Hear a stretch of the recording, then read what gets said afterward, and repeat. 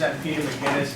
Peter McGinnis owns a number of properties here in the neighborhood, here on North Bennett Street. I think he has a second location in the neighborhood, pool management, who manages all Peter McGinnis's property. This is a 5-family residential dwelling in a multi-family residential sub-district, lot size about 1,425 square feet. As you can see here in Sheafe Street, it's almost closer towards Snow Hill Street. So, right here, it's about 70 feet long building, maybe about 27 feet wide. So you can see it's right in there.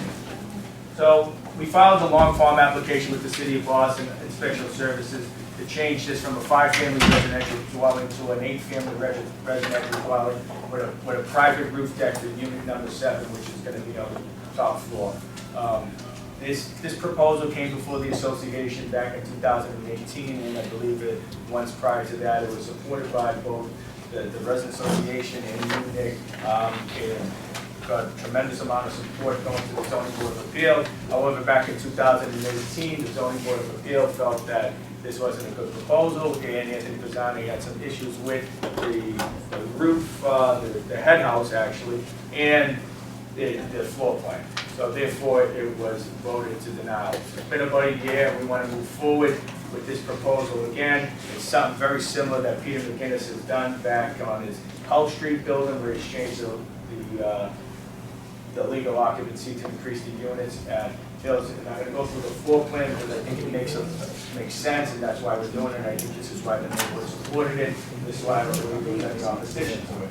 So filing the long form application, not expanding the footprint of the property, we have an FAR violation. Currently, once again, it's 3. We are at 3.96 currently with the current floor plan. By increasing some additional floor, living space, which we're going to, in the basement, we're going to go to 4.16, so really not a very lot of additional floor space. Open space violation, we have the requirement is 100 square feet per residential dwelling. We only have 37 square feet. Basically, it's the roof deck that's going to be for unit number 7.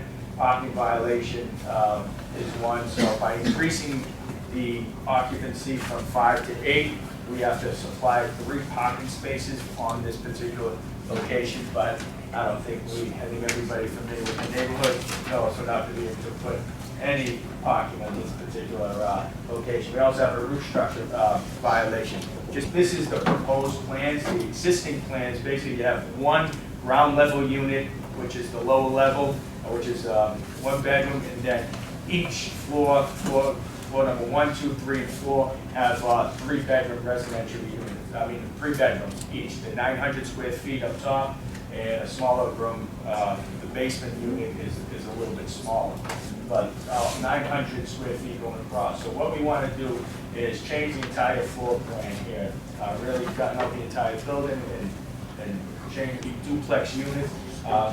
Unit 1 will be 852 square feet.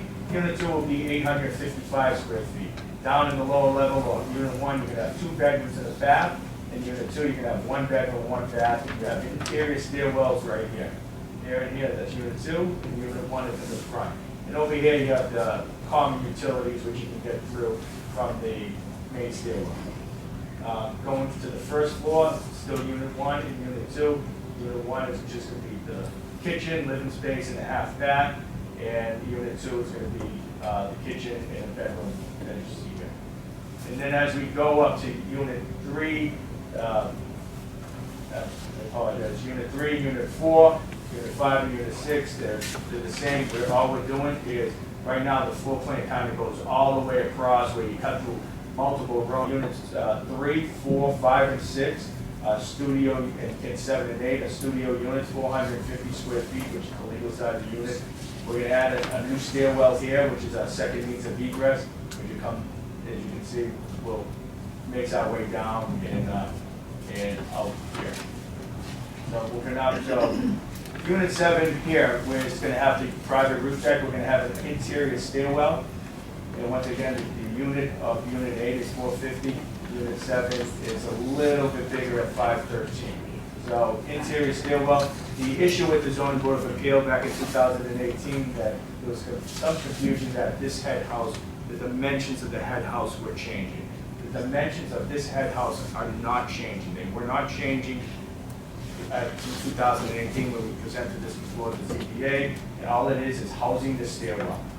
It's not changing at all, and the roof deck is here. It's approximately about 140 square feet. You can see this is still Sheafe Street. We are set back about 22 feet and goes out about 10 feet, and then you have all this roof going back here, so probably about another 30 feet. So it's really centered almost in the center where it doesn't interfere with, certainly not going to see it from here, and you're not going to see it from House Street in the back here. And I'll give you some better view. So here's how our building lines, and here's where our roof deck, existing head house, and roof deck will be. This is the back of the property. Thank you. Thanks, Matt. We did it.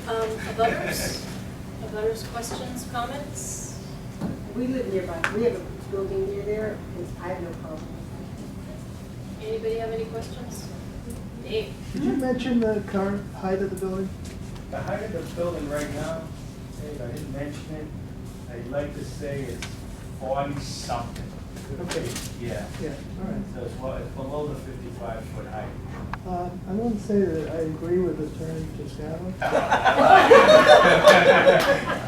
That they're not infilling at all. This could be a proposal to change the dimensions of this oddly dimensioned building. And I lived on Sheafe Street for 21 years, and there's more than one building along that street, probably many others in the neighborhood that have real odd, you've done here, or what the developer's done here, I think maximizes the residential use of the building.